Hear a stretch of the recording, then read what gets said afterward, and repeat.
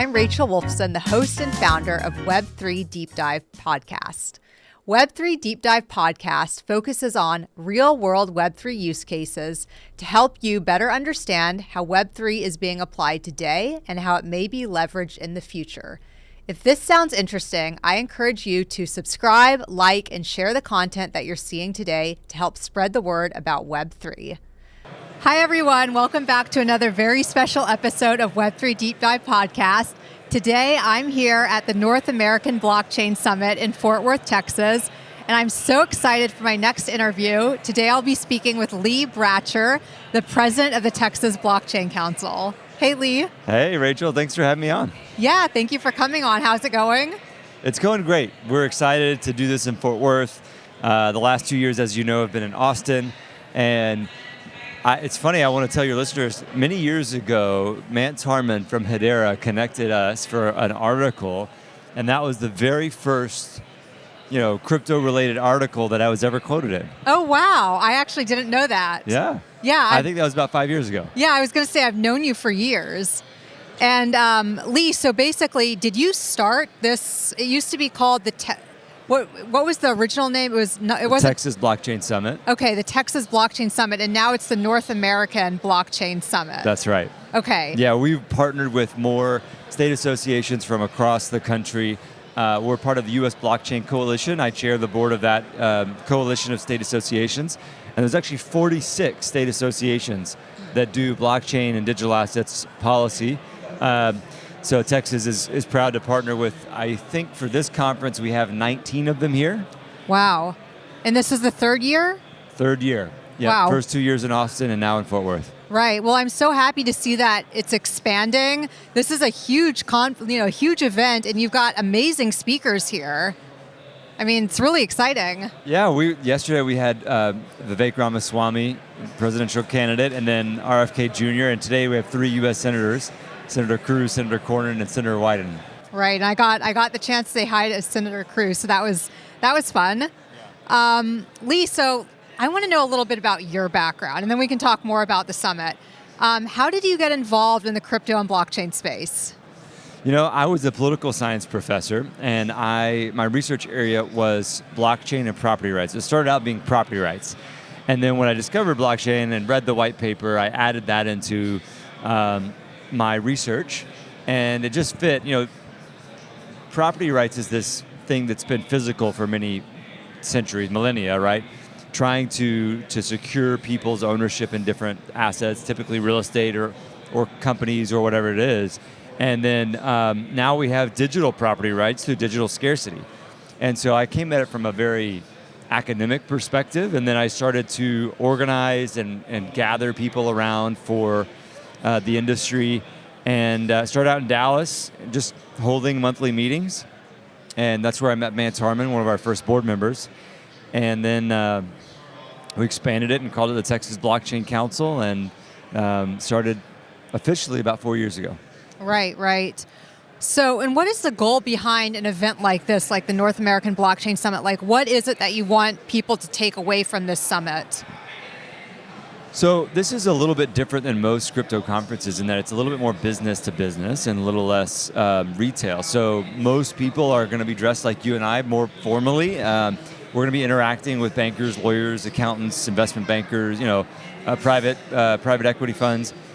It's really geared towards people whose business interests are affected by the policy environment. And so that combination of business and policy is where this conference needs to continue to sit in that niche. So let's talk a little bit about Texas and the policies here, because you're based in Texas. I'm in Texas part-time.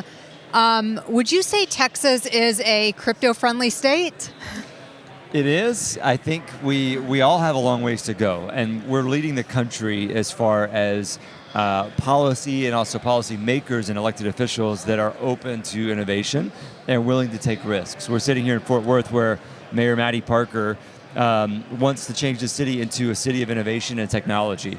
And so she became the first mayor, and Fort Worth became the first city in the U.S. to mine Bitcoin through donations from the TBC. So no taxpayer dollars were spent, and it's been a profitable engagement for them, of course, at a very small scale. It's a pilot, but So we're excited for the future. We're excited for what a positive policy environment can do for innovators, entrepreneurs, investors. We just can't have this technology move overseas. We can't have brain drain. I agree. I mean, and you said, and I remember I actually covered this for Cointelegraph about Fort Worth mining Bitcoin, which was an amazing story, and everybody should read it. And I got quotes from you as well. Texas, I feel like, is kind of the hub for mining in the United States. Would you agree? Yeah, about 50% of mining that takes place in the U.S. is in Texas, and about 20% of global mining is in Texas. Wow. Why is that the case? A couple of reasons. The primary reason is the ERCOT energy-only marketplace that allows miners to be a consumer of energy, of what would ordinarily be wasted energy in a competitive bid market for energy. So it allows them to see places throughout the state where there's wasted energy, because where there's cheap energy, there's wasted energy, right? So the way that the consumption patterns of energy, we use a lot of energy in the mornings when we wake up, we don't use a lot overnight. And so there's also geographic patterns. If there's a lot of wind and solar in West Texas, but not a lot of energy consumption, then there's what's called transmission stranded energy. So there's not enough transmission lines to get that to Dallas or Austin or Houston. So the miners can go out in their rural areas and soak up what was formerly wasted energy, and that's going to be very cheap energy.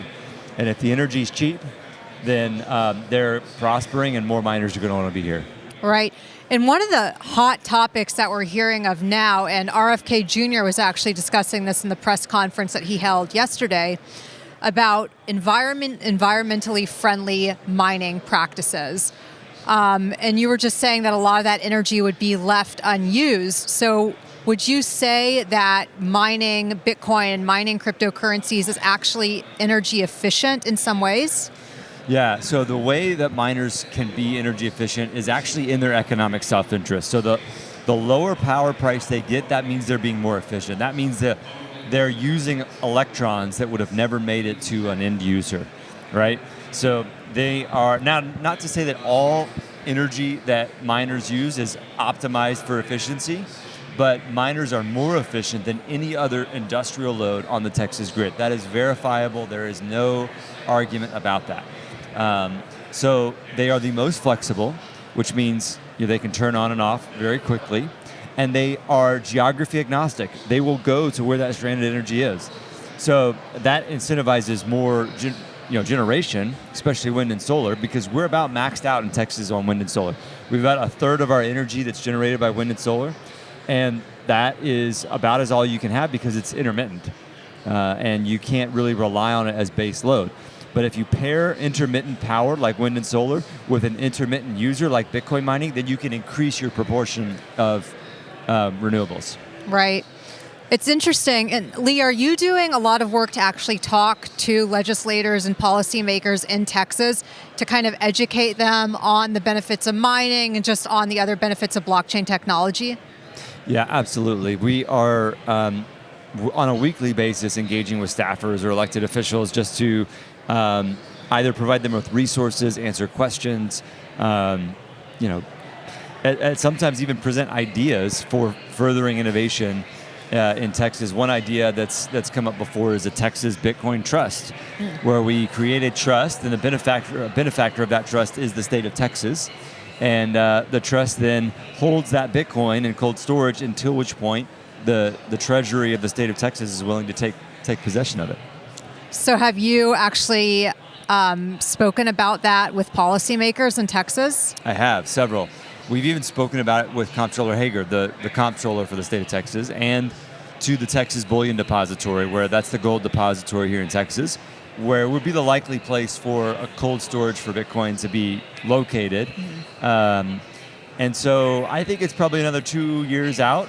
It's a Herculean effort, and perhaps we'll have some ETH-based companies, some Ethereum ecosystem companies that want to do a similar trust.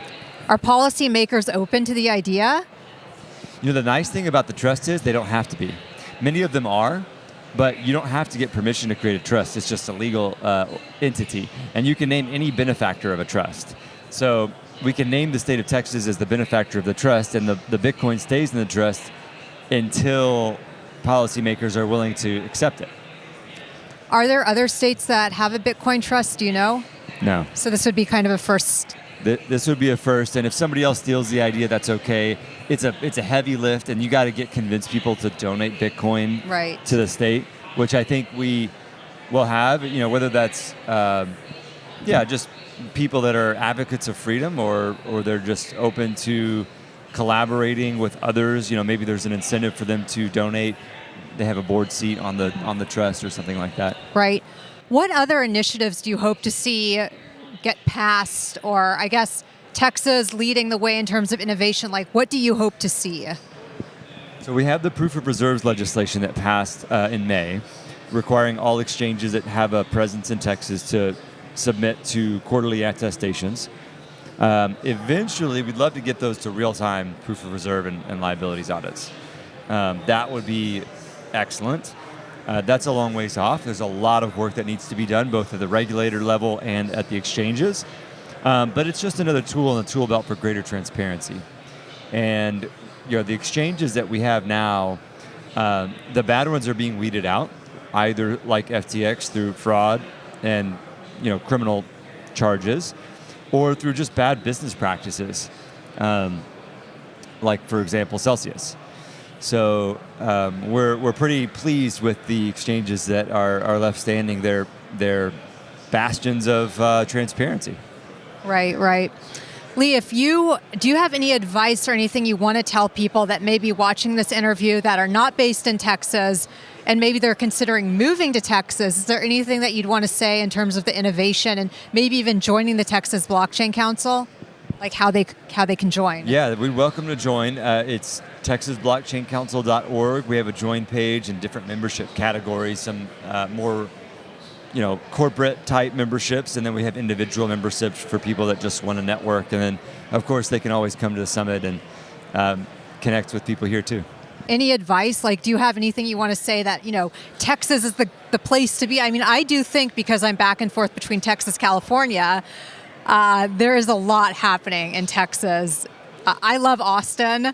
There's a lot happening there. But do you have anything, like any advice? If somebody's like, oh, I'm thinking about moving to Texas, anything you'd want to say to them about crypto here or Web3? I'd say the economic opportunity in Texas is really strong across the board, not just in Web3 and digital assets. I would say the communities are vibrant in Web3 here.